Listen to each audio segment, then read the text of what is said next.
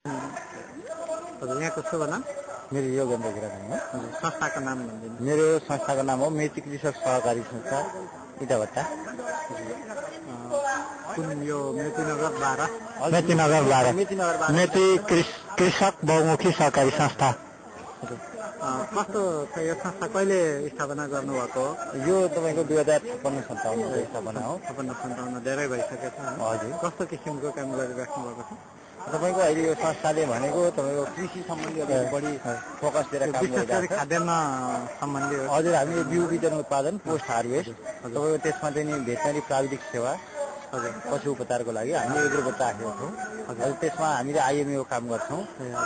त्यसैमा हामी रिचार्ज कार्डको पनि काम गरिरहेको छौँ। कारोबार छ रिचार्ज कार्डको।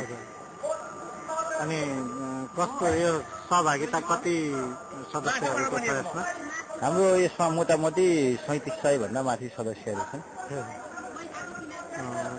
कार्यक्षेत्र यसको मेची नगरपालिका र 52 गाविस छ। त्यसमा ज्यामिरगढी र शान्तिनगरको अलिअलि भाग हाम्रो समेटेको छ यसले। अनि कस्तो पाइराख्नु भएको छ सुरुमा? अब धेरै लामो समय नै भएछ होइन? कस्तो रेस्पोन्स कस्तो छ? अब अहिलेसम्मको हाम्रो कार्य प्रगति राम्रै छ। हाम्रो राम्रैसँग चलेको छ। रेस्पोन्स पनि हामीले राम्रै नै आइरहेको छ यसमा। पुँजी कति पुऱ्याउनु भयो? यसमा चाहिँ अलिकति स्टप गर्नु, किनभनेदेखि म यसको नयाँ छु। म 3 महिना मात्रै भयो यसमा आएको। म भेटनरी प्राविधिक हो यसको। त्यसले गर्दाखेरि ब्याङ्कको बारेमा एक्चुअली मलाई सबै डाटा थाहा छैन। को हुनुहुन्छ यहाँको अध्यक्ष? हजुर, यसको अध्यक्षमा हुनुहुन्छ तुलसीराम पौडेल, प्रबन्धमा हुनुहुन्छ तपाईँ दीपक काफे।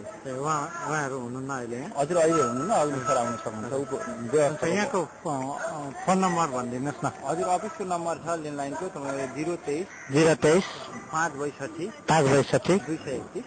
231। हजुर, यो अफिसको फोन नम्बर। हजुर, हस् धन्यवाद।